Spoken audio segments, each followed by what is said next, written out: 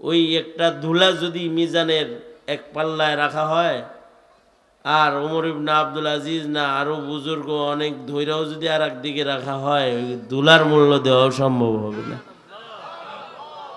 সাহাবি তো সাহাবি।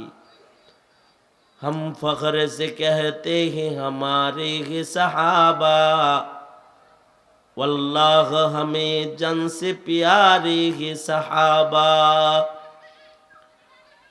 हम फख्र से कहते हैं हमारे ही सहाबा, वल्लाह हमें जन से प्यारे ही सहाबा, वल्लाह हमें जन से प्यारे ही सहाबा। उस चांद जो रोशन हुआ, उस चांद जो रोशन हुआ बतहा के उफ़क़ पर, उस चांद के ताबंद सितारे है सहाबा, उस चांद के ताबंद सितारे है सहाबा। একজন সাহাবী তো সাহাবী, সাহাবীরা তো তারকার মতন। সাহাবীদের ইমানের উপমা হলো তারকার মতন। চাঁদের পাশে যেমন তারকাগুলোকেই মানায়, মুহাম্মাদুর রাসূলুল্লাহ সাল্লাল্লাহু আলাইহি ওয়াসাল্লামের নবুয়তের আলোর পাশে, নবী আলাইহিস সালাতু ওয়াস সালামের নবুয়তের আলোর পাশে সাহাবীদের ঈমানগুলোকেই মানায়। সাহাবীদের ঈমান তো এরকমই ঈমান। এ কারণে আল্লাহ তাআলা সাহাবায়ে কেরামকে কিয়ামত পর্যন্ত আনেওয়ালা উম্মতদের ঈমানের মাপকাঠি বানায়া দিয়েছেন। কোরআনে কারীমের পয়লা পৃষ্ঠার ভেতরেই আল্লাহ তাআলা বলেন, আমিনু কামা আমানান নাস। সেই সাহাবীরা যেরকম ঈমানদার ছিল, তোমরা ওইরকম ঈমানদার হও। সাহাবায়ে কেরামদেরকে আদর্শ হিসেবে আল্লাহ তাআলা কিয়ামত পর্যন্ত আনেওয়ালা উম্মতের কাছে ঈমানের মডেল হিসেবে পেশ করেছেন কে? আওয়াজ করে জোরে বলেন, জোরে বলেন, কে পেশ করেছেন? আল্লাহ। তাদেরকে ঈমানের মডেল বানানো হয়েছে। ঈমানের মাসআলায় সাহাবায়ে কেরাম কিয়ামত পর্যন্ত আনেওয়ালা মানুষের জন্য আদর্শ। কারণ সাহাবীদের গুণ হলো আশিদ্দাউ আলাল কুফার। সাহাবীরা কুফরের বেলায় খুব শক্ত, কুফরের বেলায় শক্ত। তারা সামান্যতম খেলাফে, কুফর তো অনেক দূরের কথা, এক জাররা পরিমাণ কোনো আমল খেলাফে সুন্নাহ হবে, এটা সাহাবীরা কোনোদিন বরদাস্ত করে নাই। আমাদের সামনে তো শিরিক হয়, আমরা সেটাকেও থাক থাক থাক কিছু কইস না। কবর পূজা হয়, মাজার পূজা হয়, মানুষ পূজা হয়, শিরিক হয়, আমরা বাধা দিই না, বা আমরা মনে করি কিছু কওয়া যাবে না, কিছু কওয়া যাবে না। কিন্তু সাহাবায়ে কেরাম খুব শক্ত, দ্বীনের মাসআলায় তারা খুব শক্ত। দ্বীনের মাসআলায় তারা এরকম আশিদ্দাউ আলাল কুফার, কুফরের বিষয়ে, খেলাফে শরআ বিষয়ে তাদের অবস্থান বড় মজবুত অবস্থান। হযরত উসমান গনি রাদিয়াল্লাহু আনহু কাবা শরীফ তওয়াফ করতেছেন। হযরত উসমান কাবা তওয়াফ করতেছেন, আর হযরত উসমানের সাথে কিছু মানুষ কাবা বাইতুল্লাহ তওয়াফ করতেছে। তো বাইতুল্লাহ তওয়াফ করার সময় হাজরে আসওয়াদে চুম্বন করতে হয়। তো হাজারুল আসওয়াদ বরাবর দাঁড়াইলে সবাই বাইতুল্লাহ শরীফে কাবাতে হাজরে আসওয়াদে চুম্বন করে। আর একটা বাইতুল্লাহ শরীফের আর একটা কোণা হলো রুকনে ইয়ামানির কোণা। তো হযরত উসমানের সামনে একজন রুকনি ইয়ামানিতেও চুমা দিছে, রুকনি ইয়ামানির ভেতরে চুমা লাগাইছে। তো হযরত উসমান কাবা ঘর এর রুকনি ইয়ামানিতে চুমা দিছে। তো হযরত উসমান সাথে সাথে ক্ষিপ্ত হয়ে গেছেন। ক্ষিপ্ত হয়ে হযরত উসমান বলে কি, এই তুমি রুকনি ইয়ামানিতে চুমা দিলা কেন? কেন চুমা দিলা তুমি? চুমাই টোটাল কাবা ঘরে এক জায়গায় হাজরে আসওয়াদে আল্লাহর রাসূল সাল্লাল্লাহু আলাইহি ওয়াসাল্লাম ওইখানে বুসা লাগাইছেন, চুমা দিছেন। আর কিছু জায়গায় ধরতে হয়, আর কিছু জায়গায় টাচ করতে হয়, লামস বিল ইয়াদ, হাতের দ্বারায় তওয়াফ চলাকালীন ডান হাতে স্পর্শ করতে হয়। তো রুকনে ইয়ামানি তো হলে স্পর্শ হবে, চুমা হবে না। তুমি স্পর্শের জায়গায় চুম্বন করলা কেন? অর্থাৎ যেটাকে স্পর্শ করার কথা ওটাকে স্পর্শই করবা, ওখানে চুমা দিলা কেন? নবী তো এখানে চুম্বন করে নাই। বাস, শক্ত আমলের বেলায় খুব শক্ত মজবুত, হুবহু নবীর তরিকায় করতে হবে, হুবহু নবীর তরিকায় চলতে হবে। দ্বীনের মাসআলায় খেলাফে সারা এক জাররা হবে এটা বরদাস্ত করতেছে। আব্দুল্লাহ ইবনে মাসউদ রাদিয়াল্লাহু আনহু, আব্দুল্লাহ ইবনে মাসউদ রাদিয়াল্লাহু আনহু মসজিদে নববীতে প্রবেশ করছেন। মসজিদে নববীতে প্রবেশ করে আব্দুল্লাহ ইবনে মাসউদ রাদিয়াল্লাহু আনহু দেখেন একদল জামাতের সাথে ইশরাকের নামাজ পড়তেছে। ইশরাকের নামাজের একটা জামাত হইতেছে, আর ইশরাকের নামাজ জামাতের সাথে পড়বার লাগছে। তো হযরত আব্দুল্লাহ ইবনে মাসউদ রাদিয়াল্লাহু আনহু তিনি নামাজ পড়তেছে, এই সময় নামাজরত ওগরে ধাক্কা দিয়ে সরাই দিছে। ওগরে বলে, এই এমনি নামাজ পড়ছ কেন? এখন কিসের জামাত নামাজ কায়েম হইতেছে? এটা ইশরাকের নামাজ। ইশরাকের নামাজ নবীজির আমল। অবশ্যই ইশরাকের নামাজের ফজিলত আছে। কেউ যদি 2 রাকাত ইশরাকের নামাজ কেউ যদি পড়ে, সূর্যোদয়ের পরে 2 রাকাত নামাজের এত দাম যে 2 রাকাত নামাজ পড়লে পড়ে আল্লাহ তাআলা কবুল উমরা কবুল হজের সওয়াব দান করে। জাগর জীবনে কাবায় যাওয়ার মতো টাকা পয়সা নাই, তারা ইশরাক পড়বেন? হেরা পয়সা খরচ করে মক্কায় যায় হজ উমরা আদায় করবে। কিছু মানুষ আছে ঘরে বসে বসে হজ উমরা আদায় করবে।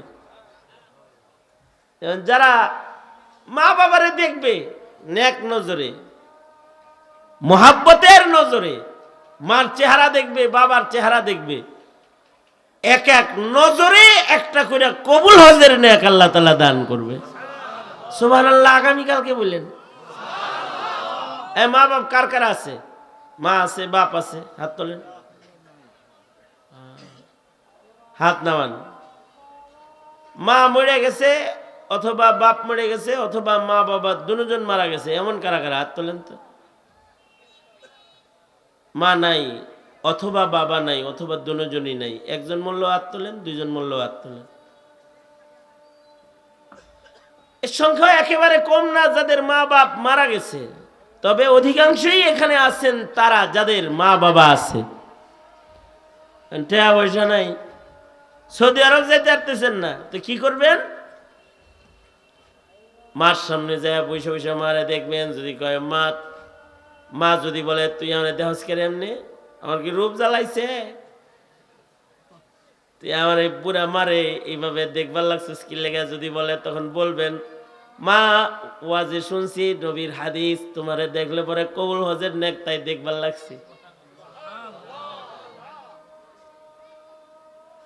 মারে কেউ যদি এক নজর দেখে তো কবুল হজের নেক আমল নামায় জমা হয়ে যায়। আব্বাকে কেউ যদি এক নজর তাকায় দেখে তো কবুল হজের নেক জমা হয়ে যায়। নজরে নজরে কবুল কবুল হজ। এক সাহাবী এসে বলে, ও আল্লাহর নবী, কেউ যদি বারবার দেখে, আল্লাহর রাসূল বলেন সুবহানাল্লাহ বলার লাগে রেডি হয়ে বসে থাকেন, ভালো করে সুবহানাল্লাহ বললে আল্লাহ খুশি হইব। রাসূল বলেন যদি বারবার দেখে বারবার কবুল হজ জমা হবে, 100 বার দেখলে 100 বারই জমা হবে। মা বাবার সাথে খারাপ ব্যবহার করবি যুবক ভাইরা? করবেন? দেখবেন দেখবেন। আমার একজন জিজ্ঞাসা কই যান, আমি কই হজে যাই। ভিসা পাসপোর্ট টিকিট সুটকেস কিছু দেখি সাথে নাই, এমনি কইছি আর কি, মস্কারি করে কইছি। আর কই যান, আমি কই হজে যাই। ভিসা কই, টিকিট কই, পাসপোর্ট কই, এহরাম কই, কিছু দেখি সাথে নাই। হজে যান কই? আমার হজ আপাতত সিঙ্গার থানায় আছে। আমি সাবার, কিন্তু আমার আব্বা আম্মার সিঙ্গার গেছে, ওইখানে আছে। তো তা করে দেখা তারপরে মাহফিলে যাব। মাহফিলে যাই কই না কই হজে যাই, কারণ এক নজর দেখলে পরে কবুল হজের নেক জমা হয়ে যাবে। বারবার যদি দেখে কেউ, বারবার দেখলে পরে বারবার হজের সওয়াব হইতে থাকবে। আমার ছোট ভাই আমার আব্বা আম্মাকে সহ এখন মক্কা মুকাররমায় আছে। আমি হজ উমরায় দুজনকে একসাথে পাঠাই দিছি ছোট ভাইয়ের সাথে। তো পাঠাইছি, আবার একজনের কাছে বলতেছি, ইস ও তো একসাথে 2 হজ কামাই করতেছে। এখন একদিক দিয়ে কাবা দেখতেছে, আর একদিক দিয়ে আব্বা আম্মারে শুদ্ধ দেখতেছে। আমার সাথী যিনি, তিনি কয়, আমার দোস্ত অলিউল্লাহ আরমান, ও বলে কি যে তুমি তো ইশ কয়ে সব সওয়াব বলে লইলে আবার। কারণ আল্লাহ তাআলা যারা কোনো ইবাদত হারায় গেলে ইশ কয় তাগরেও সওয়াব দান করে। আল্লাহু আকবার। এই কারণে ইবাদতের নেক কামাই করা কিন্তু মুমিনের জন্য সহজ সহজ আমল আল্লাহ তাআলা দান করেছেন। অনেক মানুষ দেখবে তারা গরিব মানুষ, তাদের টাকা পয়সা নাই, কিন্তু আমল নামার ভিতরে হজ উমরা ওইটা লইছে।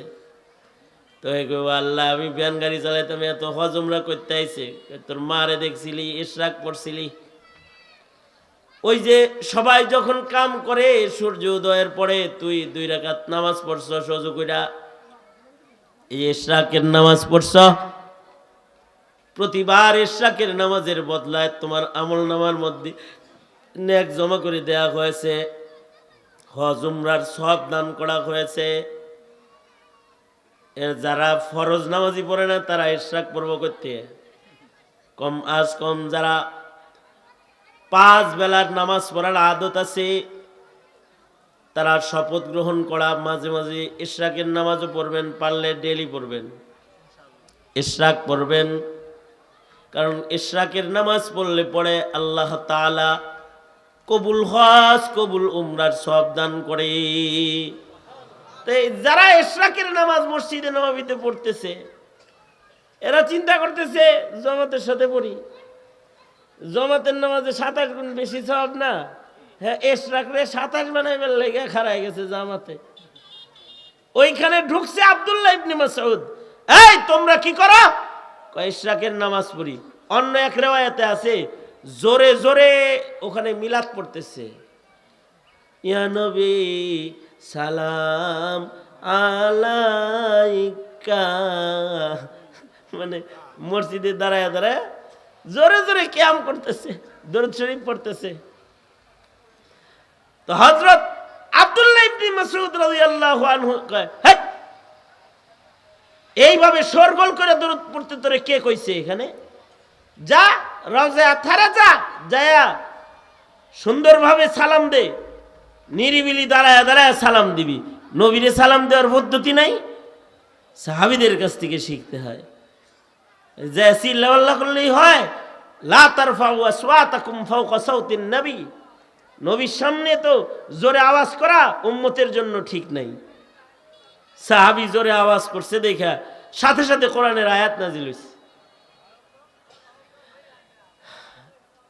এই জোরে জোরে মসজিদের নববীতে চিল্লাপাল্লা করতেছে।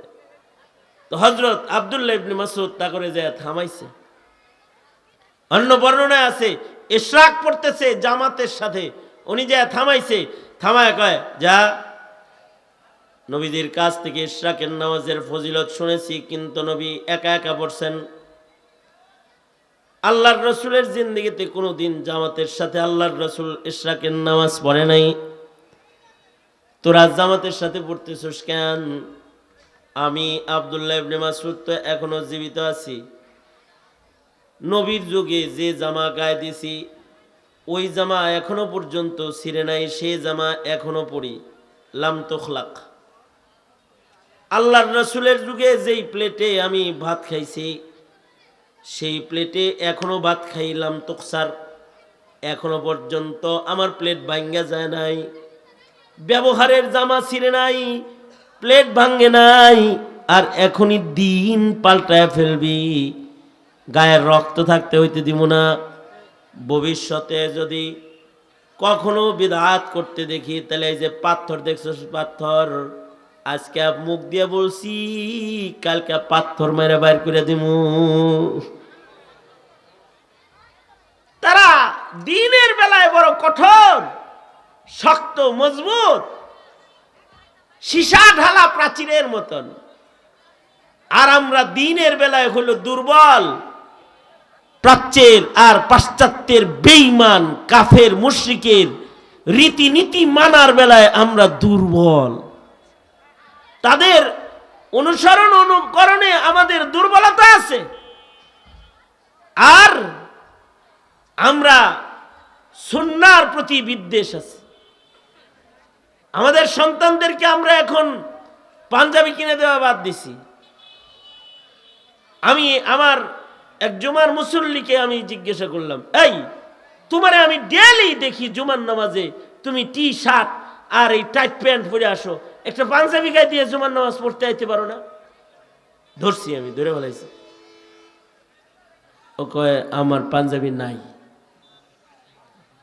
তার মানে হলো সে যত পোশাক কিনে পাঞ্জাবি কিনে না। আগেরও নাই, কয় ওগুলো পুরানো হয়ে গেছে, ছিঁড়ে গেছে, ছোট হয়ে গেছে, পরে আর ভালো পাঞ্জাবি কিনা হয়নি। একটা মুসলমানের কেন পাঞ্জাবি থাকবে না? কেন একটা মুসলমানের টুপি থাকবে না? টুপি ছাড়া সে নামাজ পড়তে আসে, জুমার নামাজ তাও মাথায় টুপি নাই, কেন তোমার টুপি থাকে না? টুপি পরে আসবা, কোন লজ্জা লাগে না, শরম লাগে না খেলাফে সুন্নত পোশাক পরে নামাজে খাড়াও? বাংলাদেশে এমন অফিস আছে যেখানে তোমাকে লুঙ্গি পরে ঢুকতে দিবে না। কিছু কিছু জায়গা আছে, আমি তো সবসময় লুঙ্গি পরি। লুঙ্গি পরি মানে হলো বহির্বিশ্বেও লুঙ্গি পরি, বিদেশে যেখানে যাই লুঙ্গি পরি, কিন্তু বাংলাদেশে কিছু জায়গা আছে ওই সকল জায়গায় ঢোকার আগে পায়জামার ভিতরে ঢুকি। মনে করেন সোনারগাঁও হোটেলে যদি ঢুকতে হয় কোনো কারণে মিটিংয়ে, তাহলে সেখানে লুঙ্গি পরে ঢোকা যাবে না, পাঞ্জাবির ভিতরে পায়জামার ভিতরে ঢুকতে হইব। যদি দুনিয়ায় এমন কিছু জায়গা থাকে যেখানে লুঙ্গি এলাও না, অথচ লুঙ্গি এটা আমাদের বাংলাদেশের জাতীয় পোশাক। হ্যাঁ, জাতীয় পোশাকই তো। লুঙ্গি ছাড়া মানুষ আছে নাকি? সবারই লুঙ্গি আছে। তার পরনের এই পোশাকটা পরে সে যাইতে পারবে না।